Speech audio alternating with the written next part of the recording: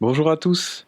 Dans cette vidéo, je vais vous parler du genre théâtral de la tragédie, et en particulier des origines grecques de ce genre, c'est-à-dire de la tragédie antique.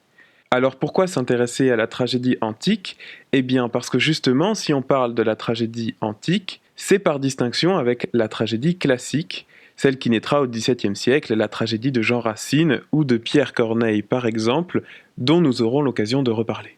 C'est donc bien sur le modèle de la tragédie antique que va s'inventer la tragédie classique, et sans la redécouverte des textes antiques dont nous allons parler, la tragédie classique n'aurait pas existé sous la forme codifiée et stricte que nous connaissons. En gros, le théâtre antique pose un grand nombre de bases sur lesquelles le théâtre, à l'époque classique, mais aussi jusqu'aujourd'hui, est pensé. Beaucoup d'historiens et de philosophes ont étudié la tragédie grecque pour tenter de comprendre son apparition, notamment l'historien français Jean-Pierre Vernant, mais aussi Friedrich Nietzsche, le philosophe allemand, qui publie en 1872 La naissance de la tragédie. Évidemment, comprendre les origines de la tragédie est complexe. Nous parlons en effet de pièces qui ont été écrites autour du 5e siècle avant Jésus-Christ, et il faut donc travailler à partir des traces que nous laisse l'histoire et qui nous restent de l'Antiquité, des sites archéologiques, comme ici celui d'Épidore en Grèce, ainsi que les pièces de quelques auteurs qui ont fondé le genre de la tragédie, dont les trois principaux sont Échille, Sophocle et Euripide. Comme vous le voyez, ces auteurs puisent pour leurs pièces dans des sujets mythologiques. Échille écrit par exemple 3 pièces consacrées au titan Prométhée, qui vole le feu aux dieux pour l'apporter aux hommes et pour cela est condamné à rester enchaîné le fois dévoré par un aigle, vous connaissez l'histoire. Autre exemple, Sophocle consacre plusieurs pièces au héros Oedipe et à ses descendants, notamment Antigone et Oedipe-roi.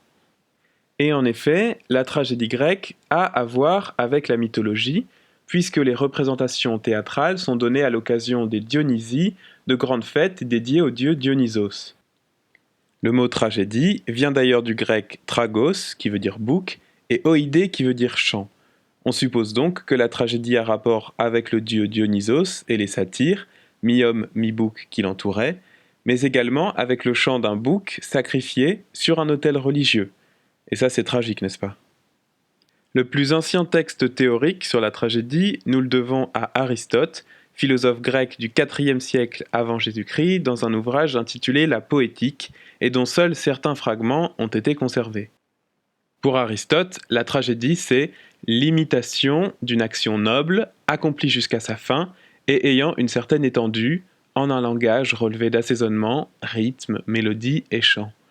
C'est une imitation faite par des personnages en action, et non par le moyen de la narration, et qui, par l'entremise de la pitié et de la crainte, accomplit la purgation des émotions de ce genre. On peut retenir quelques éléments de cette définition d'Aristote.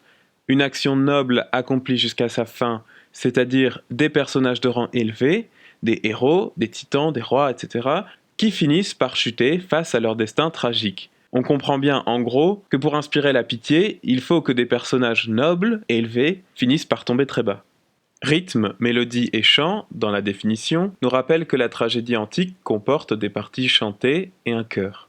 L'imitation en grec se dit mimesis, c'est un terme que l'on emploie encore en français pour parler de la représentation fidèle, par les arts en particulier. Ici, cela recouvre l'idée que le théâtre est joué par des comédiens devant des spectateurs, et pas seulement représenté par un texte qui doit être lu.